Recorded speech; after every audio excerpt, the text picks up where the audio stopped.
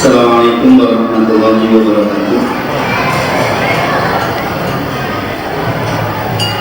Innal hamdalillah nahmaduhu wa nasta'inuhu wa nastaghfiruh wa na'udzu billahi min shururi anfusina wa sayyiati a'malina may yahdihillahu fala mudilla lahu wa may yudlil fala hadiya lahu.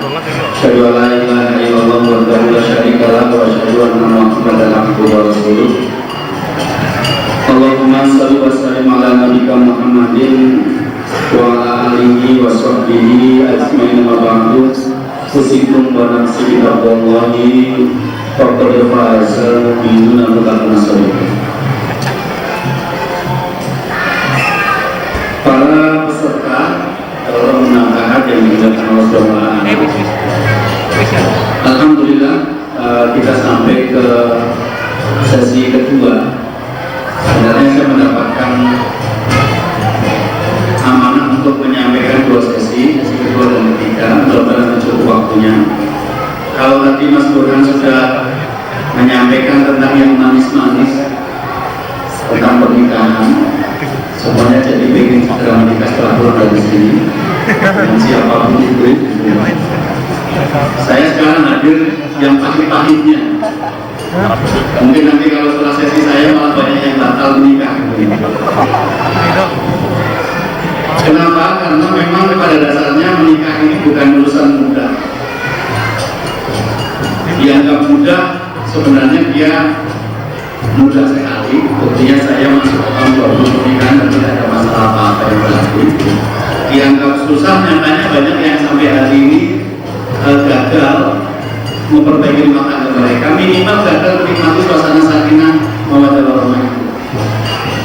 Paling tidak diindikasikan dari banyaknya permintaan kepada saya untuk memberikan kajian-kajian tentang keluarga, juga pertanyaan yang tidak pernah surut yang dialamatkan ke nomor saya, Facebook maupun radio RPS, Radio Dakwah Syariah Solo.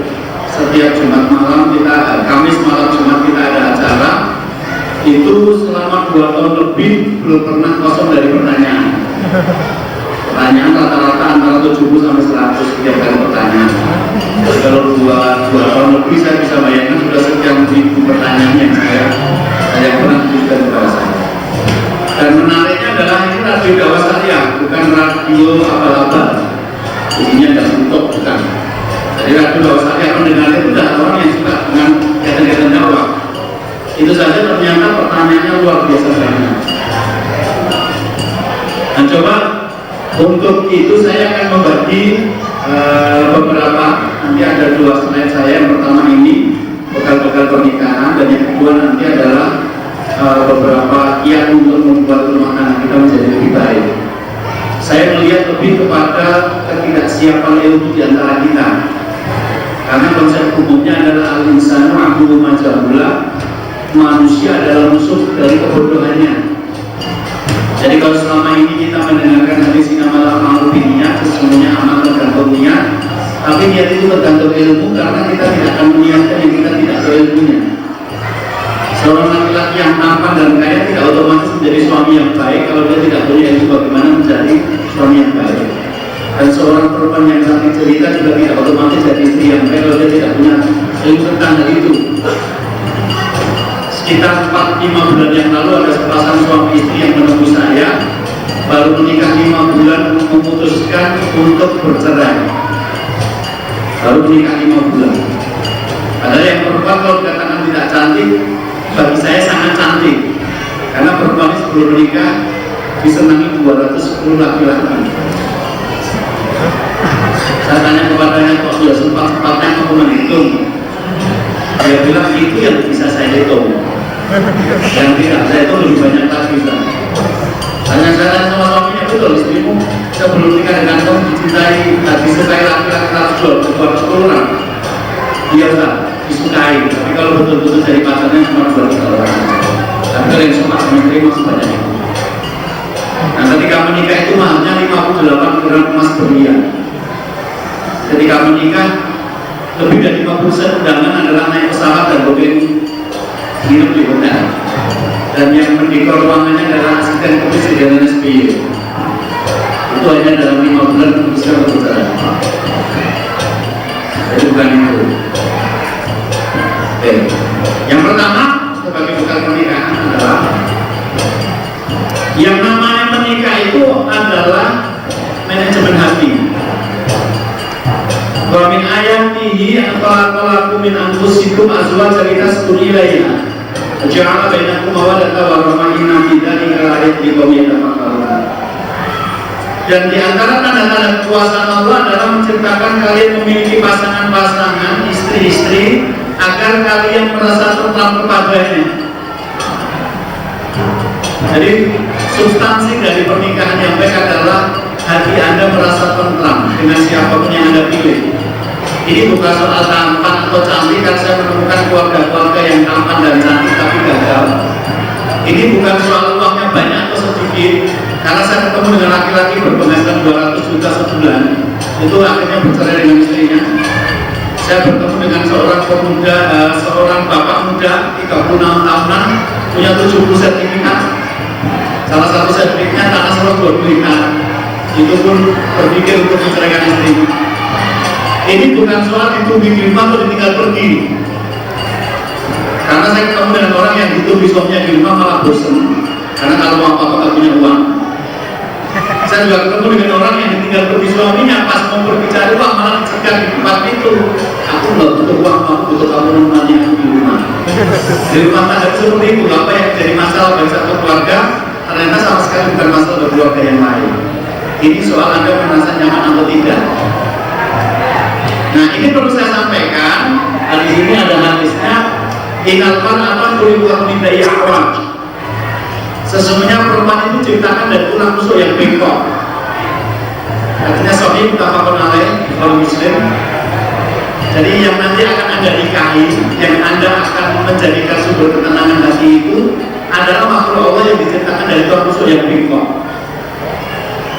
Apa arti dari tulang rusuk yang bengkok itu? Saya coba cari-cari literatur. Satu, perempuan itu tidak bisa memendam masalah lama-lama. Jadi kalau punya masalah, pengennya dia segera cerita, segera disampaikan kepada orang lain.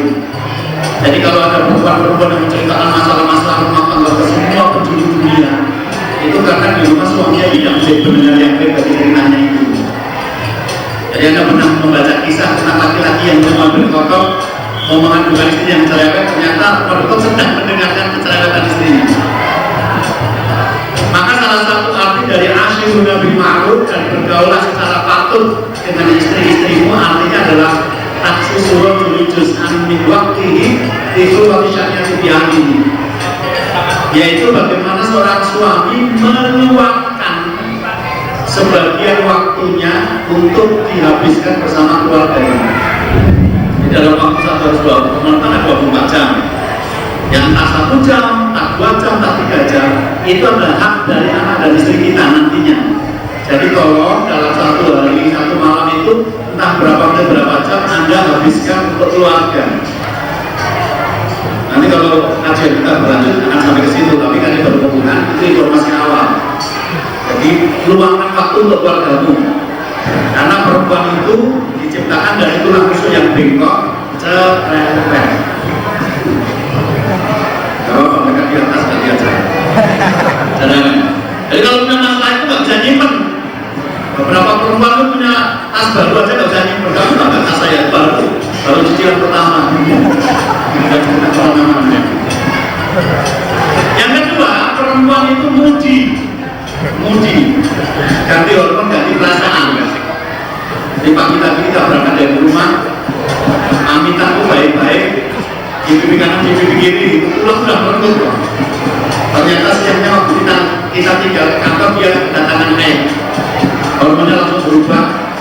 Siang ngambil kita itu dalam keadaan waktu yang terlalu padahal tadi pagi tidak ada masalah apa-apa. Ambil air, melahirkan, itu adalah dimana perempuan melakukan perubahan hormonal. Dan Anda sebagai laki-laki harus bisa secara bijaksana menangkap itu. Jadi beberapa bagian dari rumah tangga nanti berjudul top nih. Membiarkan saja seperti apa, membiarkan istri yang cerewet. Kemudian yang ketiga, perempuan itu adalah makhluk perspektif. Kalau sudah punya pendapat itu susah dibetulin.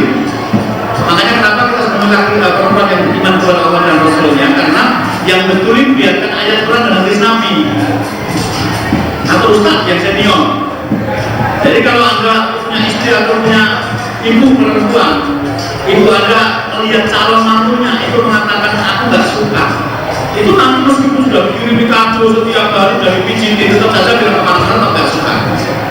Susah berubah ketika seorang perempuan sudah memberikan satu penilaian. Kejadian lucu saya alami dan juga banyak dialami laki-laki yang lain itu adalah pada suatu hari kita lihat istri kita itu kan capek gitu. Nah, karena capek kan kita pengennya ya memberikan semacam selingan lah, yuk makan di luar yuk. Rasulullah itu juga pernah makan di luar bersama Aisyah, makan malam bersama di luar. Yuk, begitu depan pintu kita naik motor nanya sama istri, mau makan apa? Terserah. Saya pikir saya ngerti bahasa Indonesia karena saya salah satu kerjanya editor, aku tulis. Saya sangat berhati-hati memilih kata-kata. Oke, jalan. Baru berapa meter itu ada orang jual nasi goreng. Ambil nasi goreng, dia jangan nasi goreng. Lewat sebentar itu. Ada mie sama capcay. Mie capcay, dia jangan mie capcay. Gitu.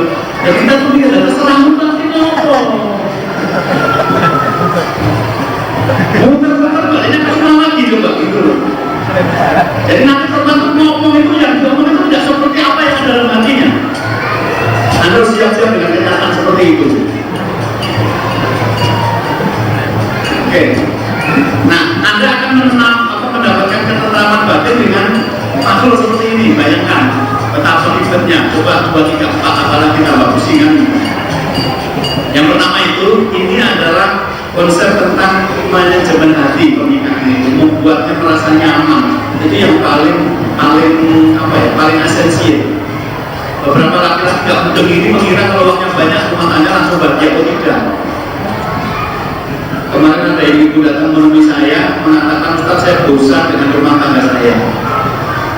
Kenapa ibu? Bapak selingkuh? Enggak, Ustaz.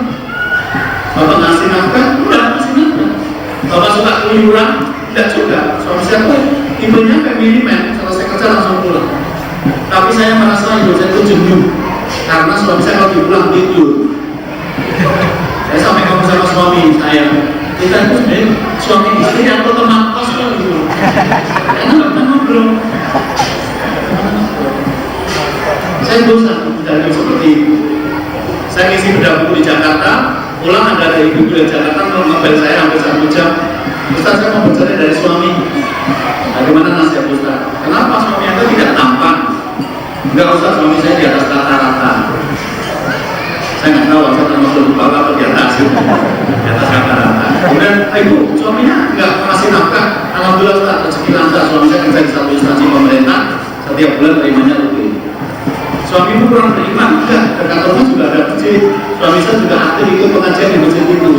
Nah, terus kalau suaminya tampan, hartawan, beriman, Anda minta cerai itu masalahnya apa? Saya merasa tidak dihargai sebagai istri dan saya merasa tidak nyaman karena setiap kali saya